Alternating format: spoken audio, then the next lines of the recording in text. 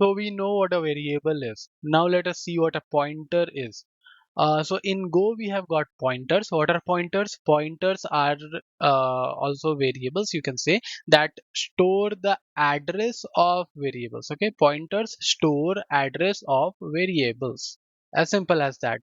Let's take an analogy of a plane. So a plane has got many seats, and each seat has a seat number.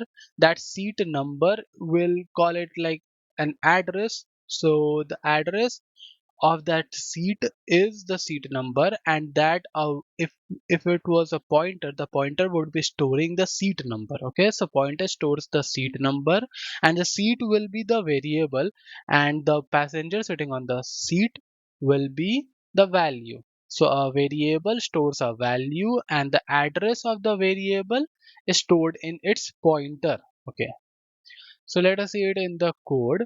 So here we have got a, which is a variable of type int. We have got p1, which is ampersand a. So ampersand, if we put ampersand operator before a variable, it will return the address of the variable. And so we have got p1 as a pointer of a, which is an int. Okay. Now when we see it in the Okay, so we have got a equal to 3, p1 equal to something. This is the address of a, which we are printing over here. The line number 12 star p1. What star does is that it returns the value of the variable to which a pointer is pointing to. A pointer points to a variable. The variable contains a value. Okay, so if you directly want the value from the pointer, maybe you do not know the name of the variable, so what you can do, you can directly access the value through the pointer only. You don't have to, you can access the value through variable. It's easy, like print a, so it will print the value of a. But you, if you only have the pointer and not the variable name, then also you can access the value by using star and then pointer. So star p1 is accessing the value to which it is pointing, and it is pointing to the value 3, which is stored in a. Okay, so it prints 3, and ampersand of p1, so it is like the address of is being stored somewhere, and which whatever place the address is stored in, that also will have an address. And so ampersand of p1 is the address of the pointer p1, which is this one. Okay, next let's move on to the type. So when we do mod t inside a printf, so printf is formatted strings. So when we do mod t, it will print the type of the variable instead of the variable. So mod t of a is int. Mod t for p1 is star int, because it is a pointer of int. If it was a pointer of string, it would be star string. Okay. Then we have p1 and star p1.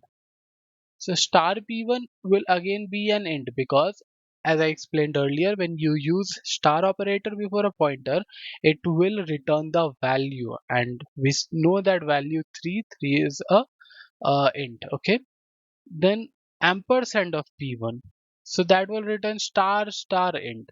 So p1 is star int, ampersand of p1 is star star int, and then ampersand p1 is star star star int. So it will continue like that. And since we cannot put ampersand, so what I did, I found a workaround. So ampersand of p1 I am storing in p2, and then ampersand of p2, that will become ampersand of p1. So just to show you how it works, it is, I don't think you'll ever have to do it like that, but just for understanding. Now, as with other variables, we have default value or the zero value. Now, if we do not assign anything while declaring P3, what it will do, it will print nil, nil. Nil is the default or the zero value of pointers, as we have seen earlier. For uh, slice, for pointers, the default value is nil. Okay, Okay, now let us see how pointers are compared. So we have got two variables x and y, both have the same value. We got pointers for x and for y, that is p4 and p5. When we do x equal to y, it returns true because x and y both are 3, both contain the same value 3. So it is true. Good. In the next line, line number 33, p4 equal to p5, that will be false. Why false? Although the value of x and y are same, they are two different variables. They are not the same variable. Okay. So x and y may contain the same value, but they are different locations. Okay. They are two separate locations, and so they must have two separate addresses, and hence P4 is not equal to P5. Then what we are doing is we are assigning both nil. So we get the value over here as true. So two pointers will only be equal if they are pointing to the same variable, or if they are nil, that is they are not pointing to any variable. Okay, either they don't point to any variable, then two pointers are equal, or they are pointing to the same variable, then the two pointers are equal.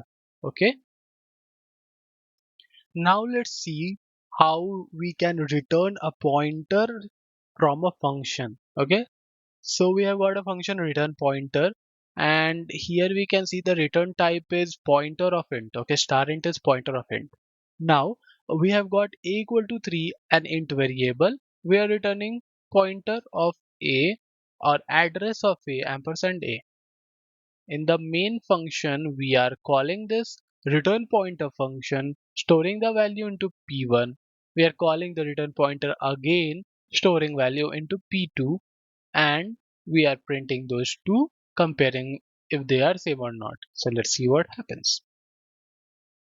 This is the value of p1, this is the value of p2. Obviously they are not same, and hence we get a false. Okay, so we can return we can return pointers from the functions that we call, and every time a function call is being made, a different value of that pointer will be returned. This happens because every time a function is called, a separate memory is allocated for that uh, function call, and variable a is created each time. A new variable a is created in that allocated memory for the first call.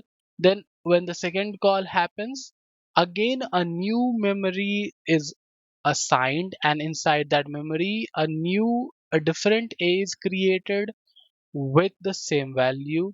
So we get two different values. If we are calling it 4 or 5 times, we'll get 4 or 5 different values. Okay, so each time we get a different value.